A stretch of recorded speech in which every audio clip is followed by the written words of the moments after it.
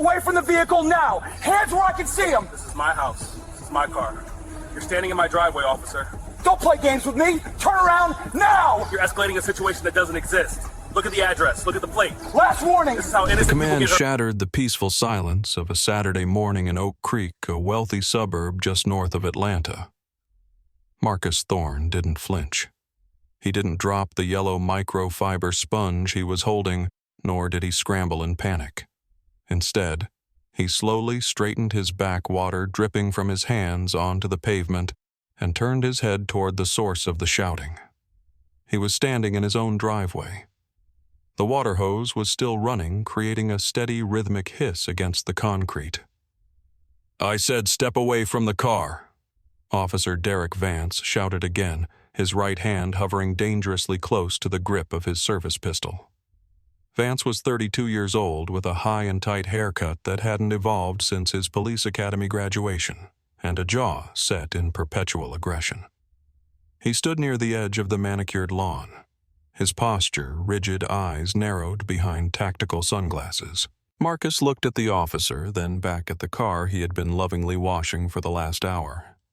It was a 1965 Shelby Cobra replica, painted a deep, metallic midnight blue with white racing stripes. It was his pride and joy, a retirement gift to himself after 3 decades of service to his country. "Officer," Marcus said, his voice a low, rumbling baritone that carried the weight of command. "I am washing my car. Can I help you with something?" "Don't get smart with me," Vance snapped, stepping onto the driveway. His boots crunched loudly on the gravel accent strip. "We've had reports of suspicious activity, a subject fitting your description looking into vehicles. Now back away from that car before I make you back away." Marcus stood 6'2", his shoulders broad and powerful, a physique maintained through a lifetime of physical training. He wore a simple gray t-shirt tucked into worn blue jeans and old work boots. He looked every bit the working man, but his posture, feet shoulder-width apart, chin up, eyes scanning, was pure military. "Fitting my description?" Marcus asked, his expression unreadable. "You mean a black man in a driveway, officer? I live here. This is my house. This is my car. I'm drying the wax." "I'm not going to ask you again," Vance barked, unholstering his taser and pointing its center mass at Marcus's chest. The red laser dot danced on the wet gray cotton of Marcus's shirt. "Turn around, hands on your head. Do it now." "You are making a mistake," Marcus said calmly. He didn't raise his hands immediately. He knew that sudden movements were what got men like him killed. He moved with deliberate slowness, placing the sponge on the hood of the Shelby. "My wallet is on the porch railing 10 feet away. It has my driver's license and my concealed carry permit. It lists this address." "I don't care about your wallet," Vance yelled, adrenaline spiking his voice into a shrill register. "I care about you complying with a lawful order. You're trespassing and you're attempting to steal a high-value vehicle. Turn around." Marcus looked at the young officer. He saw the shaking hands, the sweat beading on the man's upper lip, the fear masking itself as anger. Marcus had seen that look before, usually on the faces of green privates during their first firefight. But this wasn't a war zone. This was his home. And this man wasn't a soldier. He was a public servant who had decided within seconds of arriving that Marcus was a criminal. "I am turning around," Marcus announced, narrating his movements to ensure the recording he hoped to God his doorbell camera was capturing this would show his compliance. "I am complying, but you need to lower your weapon, son. You are escalating a situation that does not exist." "Don't call me son," Vance spat, closing the distance. "And keep your mouth shut." If Officer Vance had bothered to run the license plate on the Shelby, the plate that clearly read CMBTVET, or if he had taken 3 seconds to look at the man he was threatening, he might have paused. But bias is a blinder, and Vance was wearing it like a thick wool hood. Marcus Thorne was not a car thief. He was Command Sergeant Major Marcus Thorne, United States Army retired. He had spent 30 years in the infantry leading men through the scorching deserts of Iraq and the impossible mountain passes of Afghanistan. He had a Silver Star for valor awarded after he pulled 3 wounded soldiers from a burning Humvee under heavy machine gun fire in Fallujah. He had 2 Purple Hearts. He had served as the senior enlisted advisor to a 3-star general. When Marcus retired 5 years ago, he transitioned into the private sector as a defense consultant for a major logistics firm. He made a comfortable 6-figure salary advising the Pentagon on supply chain security. He had bought this house in Oak Creek because it was quiet. The schools were good for his grandchildren when they visited, and the 3-car garage gave him space to work on his engines. He was a man who had lived his life by a strict code, duty, honor country. He respected authority because he had been the authority. He understood the chain of command. He understood the difficulty of policing. He had conducted patrols in hostile cities where everyone was a potential threat. But he also knew the difference between vigilance and harassment. As he stood there, hands slowly rising to interlock behind his head, Marcus felt a cold, familiar fury rising in his gut. It wasn't fear. Marcus hadn't felt fear in the traditional sense since 2004. It was a profound disappointment. He had bled for the flag that was stitched onto the sleeve of Officer Vance's uniform. He had buried friends draped in that flag. And now that same authority was being weaponized against him in his own driveway because he dared to wash a luxury car while having black skin.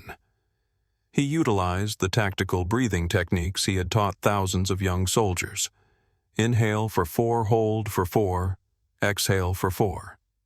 Keep the heart rate down. Keep the mind sharp. Assess the threat. The threat was a 32-year-old man with a badge and a taser acting on impulse and prejudice. Marcus knew that if he resisted even slightly, Vance would pull the trigger. Or worse, switch to the Glock 19 on his hip. Marcus could disarm him. He knew at least 3 ways to break the officer's wrist and take control of the weapon before Vance could react. But that would end his life just as surely as a bullet. The legal system would not see a decorated veteran defending himself. It would see a violent suspect attacking an officer. So Marcus chose the hardest path for a warrior submission. He stood still, the morning sun warming his back, listening to the birds chirp in the magnolia trees, while the man behind him treated him like dirt. "I am not resisting," Marcus said again, his voice steady as a rock. "I am Command Sergeant Major Marcus Thorne. I own this property. You are violating my civil rights, and you are violating your oath." "Shut up," Vance yelled now right behind him. "Spread your legs wider." Marcus complied. He knew that maintaining his dignity didn't mean fighting back physically. It meant maintaining his composure while the other man lost his. He was gathering intelligence. He was memorizing the badge number he had glimpsed, number 492. He was noting the time, 10:15 a.m. He was preparing for the battle that would come later, not in the driveway, but in the courtroom. The call had come in 17 minutes earlier. Mrs. Agatha Miller lived across the street in a colonial-style house with manicured hedges that looked like they were cut with a ruler. Agatha was 72, a widow who spent her days monitoring the neighborhood Facebook group and watching the street through her sheer curtains. She was the self-appointed guardian of Oak Creek, a role she interpreted as keeping the neighborhood safe from anyone who didn't look like her or her late husband. She had seen Marcus pull the Shelby out of the garage. She had seen him turn on the hose. In her mind, the narrative constructed itself instantly. That car is too nice. He doesn't look like the doctors or lawyers who live here. He's wearing dirty boots. He must be the help, or worse, he's stealing it. She didn't recognize Marcus despite him living there for 2 years because she had never bothered to look him in the eye or wave when he checked the mail. To her, he was invisible until he became a threat. She dialed the non-emergency line, but her voice pitched it as a crisis. "There's a man," she whispered urgently. "He's in the driveway of the house on Elm Street. The big blue house. He's stripping a car. It looks like a classic car. He doesn't belong here. I think he might have a weapon. He looks very large." The dispatcher had coded it as a suspicious person, but when the call flashed onto Officer Derek Vance's computer terminal, he read Grand Theft Auto in progress. Vance was a problem.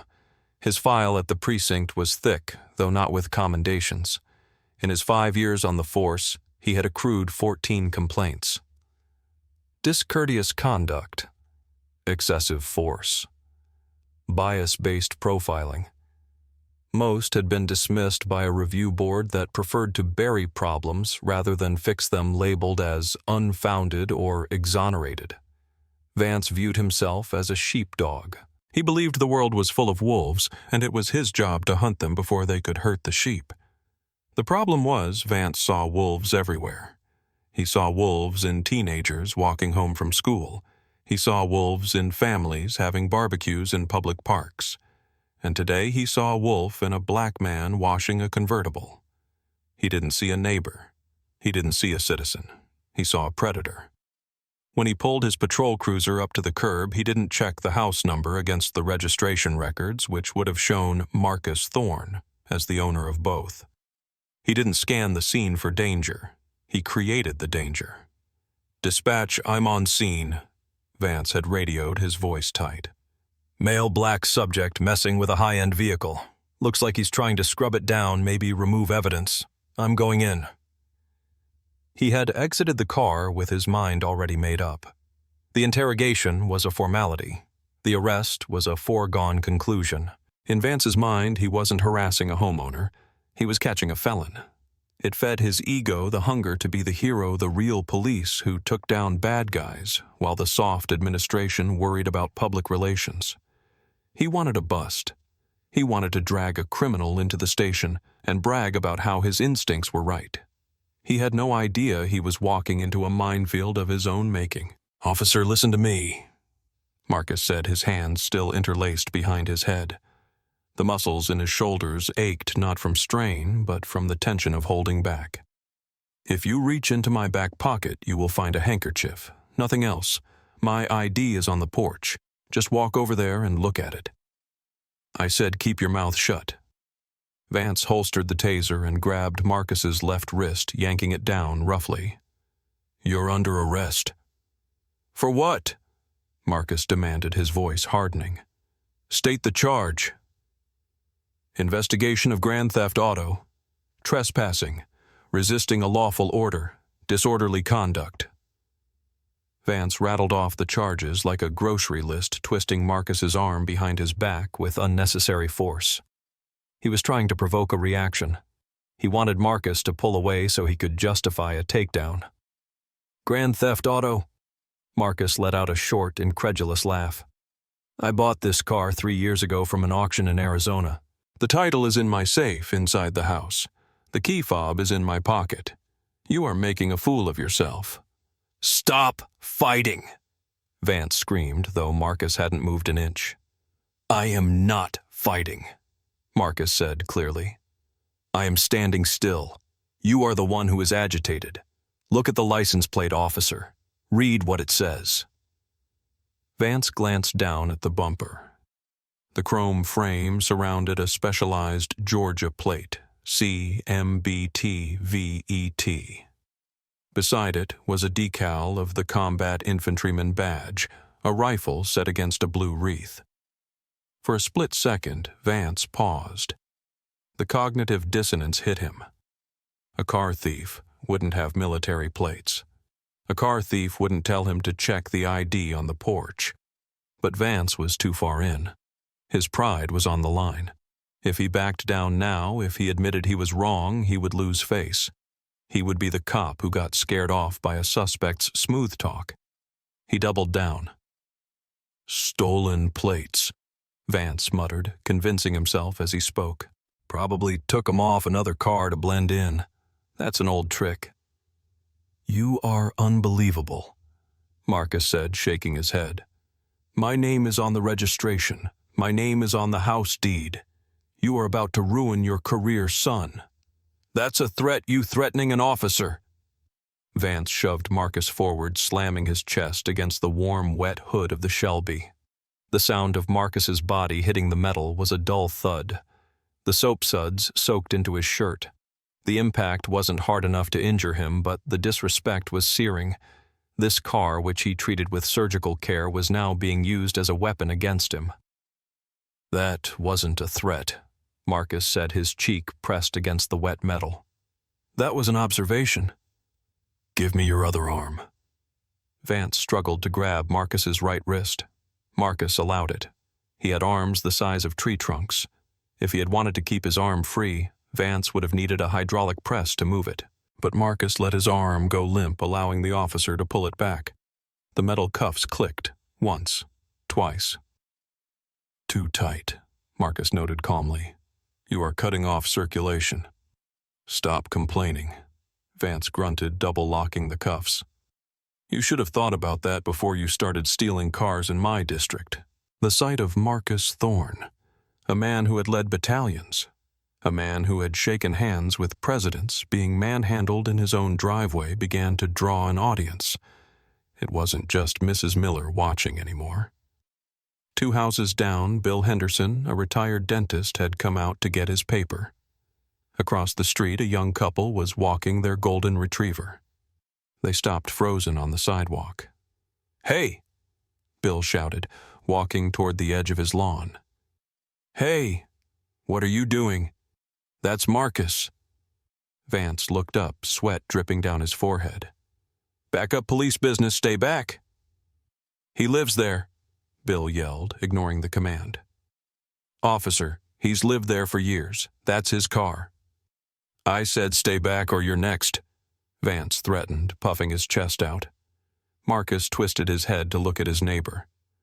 Bill, stay there. Record it. Just record it, Bill. Don't interfere. Bill pulled out his phone, his hands shaking with rage. The young couple did the same. Within seconds, 3 cameras were trained on Officer Vance. Vance ignored them, or pretended to. He grabbed Marcus by the upper arm and hauled him off the car. Marcus's boots scraped against the pavement. He left behind a smear of soap and a dent in the perfect wax job on the hood. Walk! Vance commanded, pushing Marcus toward the patrol car. Marcus walked. He walked with his head high. He didn't look down at his feet. He looked straight ahead past the patrol car, visualizing the future. He saw the courtroom. He saw the deposition. He saw this officer's personnel file being opened on a table. As they reached the car, Vance opened the back door. Get in. Marcus had to bend awkwardly to fit his large frame into the cramped plastic seat. The cuffs bit into his wrists. He sat down, the hard plastic uncomfortable against his back. Vance slammed the door shut, sealing Marcus inside the cage. Through the wire mesh, Marcus watched his driveway. He saw the hose, still running water, pooling near the drain. He saw his yellow sponge lying in the dirt where it had fallen. He saw the bucket of soapy water overturned. It was a scene of domestic interruption, a still life of violated peace. Vance got into the driver's seat. He was breathing heavy, his heart rate clearly elevated. He typed something into his computer, his fingers jabbing the keys aggressively. You're going to regret this, Vance said, looking at Marcus in the rearview mirror. Coming into a nice neighborhood like this, thinking you can just take what you want. Marcus met his eyes in the mirror. The gaze was intense, piercing. It was the look of a man who had stared down warlords and terrorists. I fought for your right to be this incompetent, Marcus said softly. But I will also fight to ensure you never wear that badge again. Vance laughed, a nervous, arrogant laugh. Yeah. Tell it to the judge. He threw the car into drive and peeled away from the curb, leaving the water running and the neighbors staring in horror. The ride to the precinct took 15 minutes. Vance turned on the radio, blasting a talk show, trying to drown out the silence from the back seat. He kept glancing in the mirror, waiting for Marcus to start begging or cursing or kicking the windows. That's what perps did. They made noise, but Marcus Thorne was silent. He sat perfectly still. He was running a checklist in his mind. Physical status, wrists bruised, shoulder slightly strained, otherwise uninjured. Legal status: arrested without probable cause. Unlawful search and seizure. False imprisonment. Assault. Asset status: car abandoned unlocked in driveway. House unlocked. He focused on his breathing. He did not give Vance the satisfaction of a single word. This silence unnerved Vance more than any scream could have. It was the silence of a predator waiting for the cage to open. By the time they pulled into the sally port of the precinct, Vance was fidgeting, turning the radio up louder, drumming his fingers on the steering wheel. Vance pulled Marcus out of the car. "Let's go. Move." He marched Marcus through the heavy steel doors and into the processing area. The air smelled of floor wax and stale coffee. They walked past the holding cells and up to the booking desk. Sitting behind the high counter was Sergeant Tom Miller, no relation to Agatha. Sergeant Miller was 58 years old, a 30-year veteran of the force. He had bad knees, a heavy gut, and eyes that had seen everything. He was drinking a cup of coffee and reading a report when Vance shoved Marcus toward the bench. "What do we have here, Vance?" Miller asked, not looking up yet. "Grand theft auto in progress," Vance announced proudly. "Caught him stripping a classic Shelby over on Elm Street. Resisted arrest. Belligerent." Sergeant Miller looked up. He looked at Marcus. He saw the silver hair cut in a fresh military fade. He saw the posture. He saw the calm, intelligent eyes. He saw the expensive boots. He saw a man who radiated discipline, not desperation. Miller frowned. He looked at Vance, then back at Marcus. "Name?" Miller asked. "Thorne," Marcus said clearly. "Marcus, Command Sergeant Major, United States Army, retired." The room went dead silent. A deputy typing in the corner stopped. Sergeant Miller slowly put down his coffee cup. "Say that again," Miller asked. "Command Sergeant Major Marcus Thorne," Marcus repeated. "I reside at 4205 Elm Street. The officer arrested me in my own driveway while I was washing my vehicle. I identified myself. I offered my identification, which was 10 feet away. He refused to verify and assaulted me." Miller turned his head slowly toward Officer Vance. "Vance, did you run the plates?"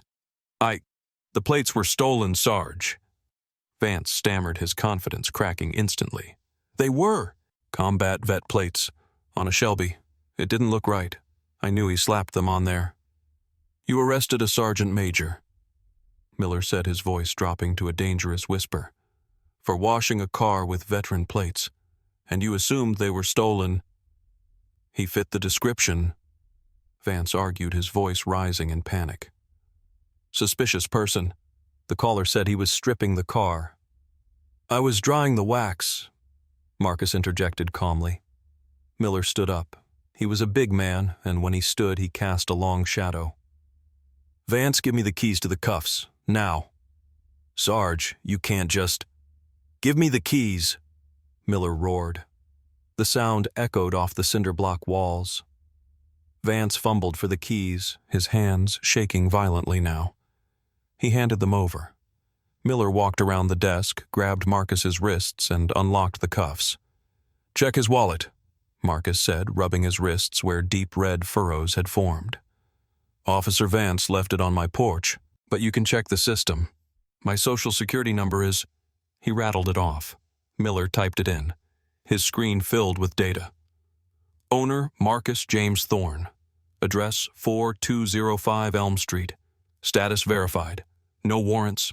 Concealed carry permit active. Security clearance top secret." Miller looked at Vance with a look of pure disgust. "You idiot.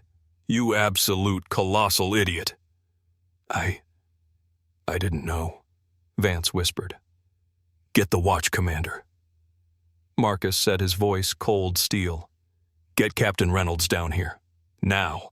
Captain Frank Reynolds was in his office reviewing budget allocations when the call came from the front desk.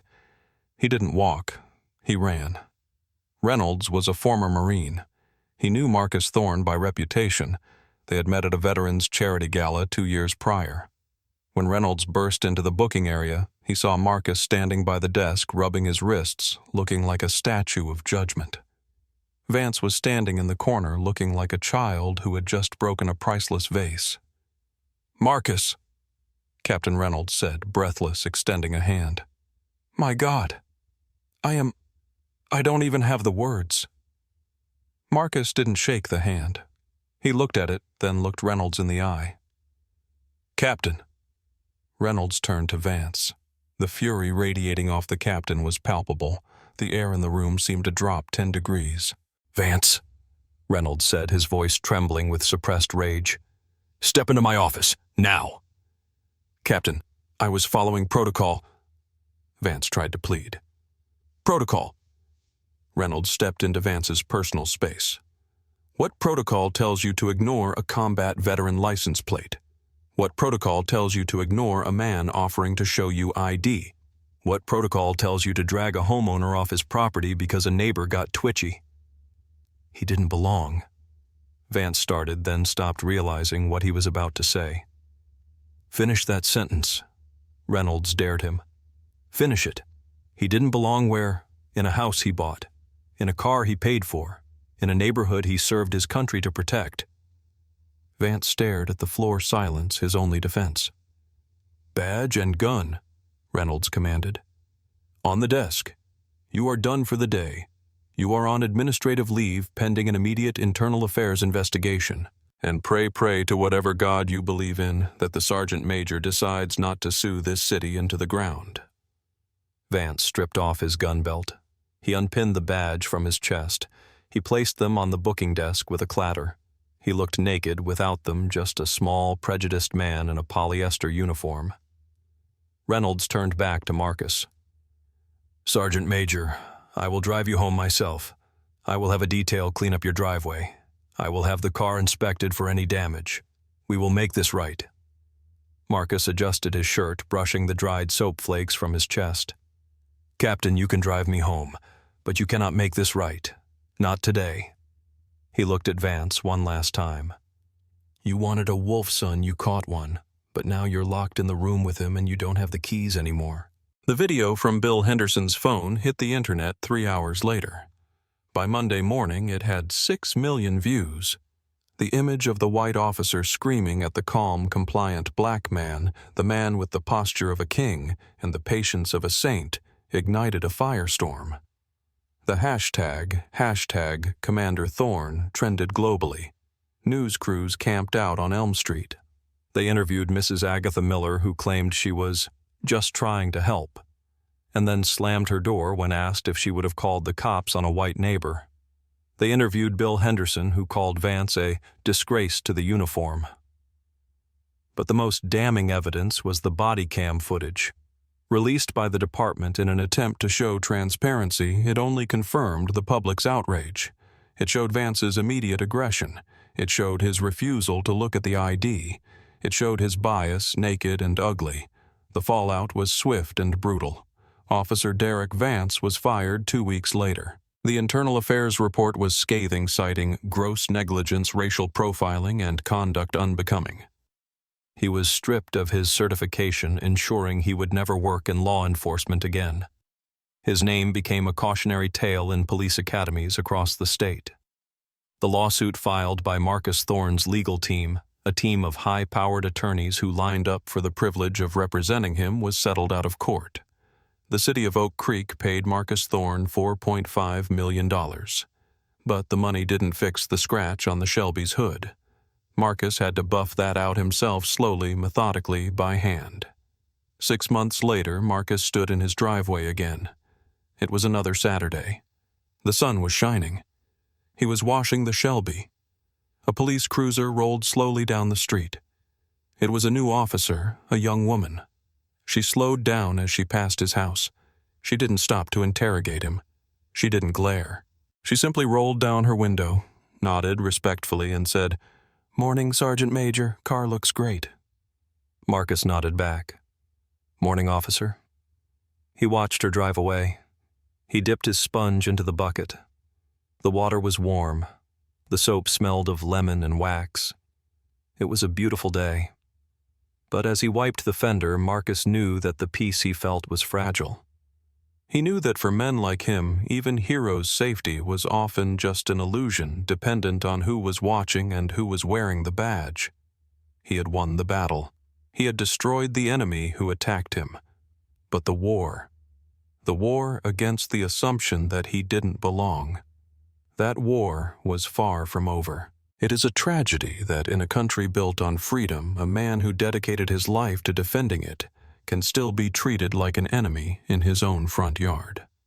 Marcus Thorne's discipline saved his life, but he shouldn't have needed combat training just to survive a car wash. It forces us to ask, how many others are in that back seat right now, men and women who didn't have the rank or the cameras to save them? If this story made you angry, if it made you think, then please, let's keep the conversation going. Do you think officers should be personally liable for settlements in cases of proven racial profiling? Should neighbors who make false bias-based 911 calls face criminal charges? Leave your thoughts in the comments below. Your voice matters in pushing for change. And if you want to support more stories that reveal the truth, please hit that subscribe button. Thank you for watching.